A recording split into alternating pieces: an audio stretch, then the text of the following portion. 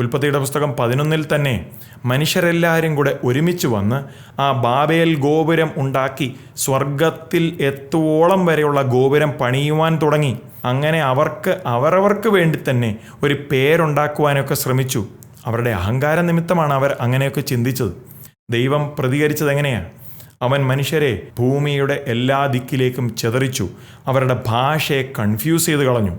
Construction അല്ലായിരുന്നു അവിടുത്തെ പ്രശ്നം.